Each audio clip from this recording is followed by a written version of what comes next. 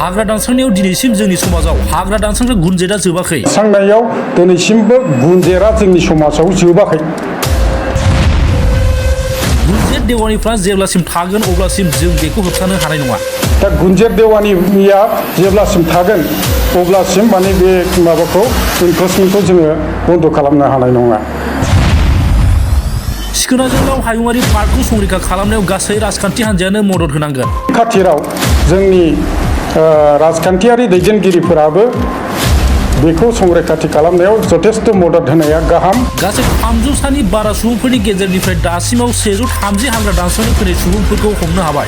एभिक्सन drive खालामनानै 130 सुबुंफोरखौ जायफोर इनभल्भ दङ बिथांमोनखौ माने एरेस्ट खालामनाय जादों। गोदानै फोसावजानाय सिखोना जोहोलाव हायुङारि पार्कनि हाग्रा दानस्रांनाय जाथाया थारैनो सैथो। समाजारि बिजोङाव लोब लोब सुबुंफोर ओंखारना हाग्रा दानस्रांनाया क'क्राझार उल्टाफानिथिंजायनि, नाथाय बिसोरो सिखोना जोहोलाव हायुङारि पार्कआवनो हाग्राखौ दानहैदों। बेजोंनो लोगोसे चिरां हाग्रा बिफाननि सिङावबो सिखोना जोहोलाव हायुङारि पार्कआव बेबायदि हाग्रा दानस्रांनाया सोलिदों। बे बाथ्राखौ चिरां जिल्लानि डिएफअ कुनजन बसुमतारिया खौरां बिजोंनि गेजेरजों फोरमायथिदों। बे नेशनेल पार्क बानायनायनि उनावबो दिनैसिम माने इनक्रोचमेन्ट जाबाय थादों। बहुद खारन दङ, खारनफ्रा गोबां बुंनानै बेखौ फोजोबनो हाया। माने एवारनेस खालामसेयावबो दिनैसिम माने गुनजेर जालाख'नि सिनेमा दिहुनलायनानै आलायारन सिनेमा दिहुनलायनानै बर'फोरखौ बुजायनो सानदोंमोन जे इनक्रोचमेन्ट खालामनो नाङा, रिजार्भआव हाग्रा ओनसोलाव रायजो जाब्ला माबादि आलाय सिलाय जायो बेखौ बुजायनो सानदोंमोन। मिथिंगाखौ रैखाथि लाखिनांगौ बेखौ बुजायनो सानदोंमोन। हाग्रामायाव जिनाहारि फिल्म दिहुनलायनानै रायजो राजाफोरखौ नायनानै बेखौ बुजिथोंसै होननानै दिहुनलायदोंमोन। दिनैसिमबो जोंनि मानसिया माने हाग्रा दानस्रांनायाव दिनैसिमबो गुनजेरा जोंनि समाजाव जोबाखै। दा गुनजेर देवानिया जेब्लासिम थागोन अब्लासिम माने बे माबाखौ इनक्रोचमेन्टखौ जोङो बन्द खालामनो हानाय नङा। थेवब्लाबो जोङो नाजाबाय थादों।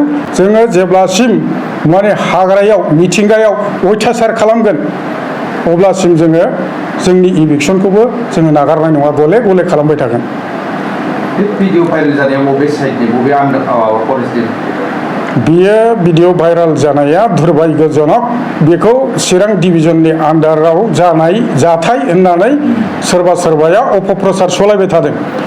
दा बे अपप्रचारा सैथो नङा। बेयो चिरां डिभिजनाव जायाखै। बे जाथाया जादों हुल्टुगाव डिभिजननि आन्डाराव धलपानि दैमानि सोनाब हाब्राङाव बे जाथाया जादों।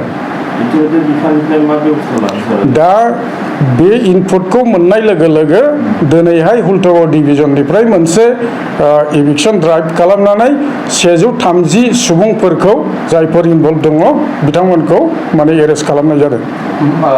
हुल्टुगाव आरो चिरां डिभिजन मोननै साइडआवबो इनक्रोचमेन्ट बे सोलिगासिनो नामा दासिमबो? इनक्रोचमेन्टआ नेरा नेफेरा बिदिनो सोलिबाय थायो। जोंनि इभिक्सनाबो बिदिनो सोलिबाय थायो। माने हाग्रायाव माने इनक्रोचार आरो फरेस्ट डिपार्टमेन्टजों थया मया रन जानायफोरबादि जालायबाय थायो। दा जोङो रिसेन्टलि जोंनि बे चिरां पार्कखौ जोङो संरैखाथि होनो थाखाय जोंनि दिफां जानानै थानाय खुंग्रिं रेन्जखौ जोङो फुल फ्लेजेड मोनसे अपारेशनेल मोनसे माने फांसनेल रेन्ज हिसाबै जोङो गायसनबाय। बेहाय थोजासे रोखोमनि स्टाफफोरखौ जोङो दोनबाय।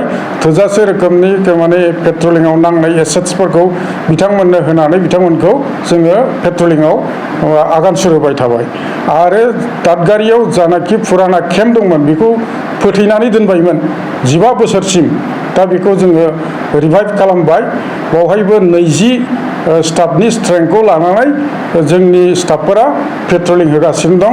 दादगारि ओनसोलाव जाखिनि फ्रेश इनक्रोचमेन्ट जादों बेखौ जोङो दैलि इभिक्सन खालामबाय थानाय जादों।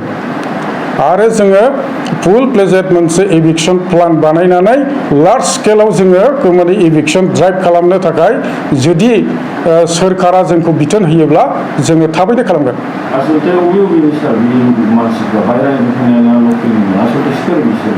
बाहेरानि सुबुंफ्रा बुरजा नङा, खाथिनि सुबुंफ्रानो बांसिन। जोङो बे खाथिनि सुबुंफोर जों निन्दा खालामो जाय सुबुंफ्रा माहाजोन बे माहाजोन सुबुंफ्रा हाग्रायाव सोरबा हाग्रानि हाखौ लब जानानै दाननो होदोंब्ला थुनजुलायदोंब्ला बे थुनजुलायग्रा बै गुनजेरफोरखौ बै माहाजोन सुबुंफोरखौ जोङो निन्दा खालामो आरो जाय सुबुंफ्रा जेब्लाबो माने हाग्रानि फारसेल' नोजोर होयो बिथांमोनखौ जोङो मुगैयो। बिनिखायनो जों रायजो राजाफोरखौ खावलायो बैफोरबादि मानसिफोरखौ बुजायनानै जाहाथे इनक्रोचमेन्टआव लोब्बा थाया बिथांमोनखौ लाबोफिननांगौ मेइन स्ट्रिमाव आरो बिथांमोननो नांगौ जायोबा रिहाबनि बा रिहेबिलिटेसननि माबा मोनसे सुबिदा बानायना होनांगौ। बिथांमोननो लाइभलिहुडनि थाखाय माबा मोनसे सुबिदा बानायनानै होनांगौ जाहाथे बिथांमोनहा हाग्रानि फारसे माने गोसो जाया आगान सुरलाङा बिथांमोनहा गुबुन जिउ राहा लामा नागिरनानै थांनानै थानो हायो। बिनि थाखाय लाइभलिहुडनि थाखाय सिन्था खालामनाया मोजांसै होननानै जों बुंनो सानो। सम खालामखांनायनि उनाव राजखान्थियारि मोनसे थासारि सोमजिनायखौ नुनो मोनो। दा संरैखाथिनि थाखाय एबा संरैखाथिनि खाथिराव बे माने राजखान्थि हान्जाफोर बा राजखान्थियारि दैदेनगिरिफोरखौ मा बुंनो सानो जे बे नेसनेल पार्कखौ संरैखा खालामनांगौ थाखाय? बियो जिहेतु नेसनेल पार्कआ माने भारतनि गिबि मन्त्रि नरेन्द्र मदिनि खुगानिफ्रायनो मख'जाबायब्ला बेयो नेसनेल लेभेलाव मिथिजानाय मोनसे नेसनेल पार्क जाबाय। दा बेखौ संरैखाथि होनायनि खाथिराव जोंनि राजखान्थियारि दैदेनगिरिफोराबो बेखौ संरैखाथि खालामनायाव जथेस्थ' मदद होनाया गाहाम। बावहाय राजनिति खालामनांगौ गोनांथि दङ होननानै जों साना। बे दखरसे जानाखि बेसेन गोसा मिथिंगायारि सम्पद बेखौ संरैखाथि खालामनाया बयबो राजखान्थियारि दोलो संगठन सोरखार बा सोरखारनि नङै गासिबो सुबुंफ्रा बेखौ संरैखाथि खालामनायाव मदद होनाया मोजां। बेखौनो जोङो बयबो अर्गानाइजेसनखौ जोङो खावलायनो सानो।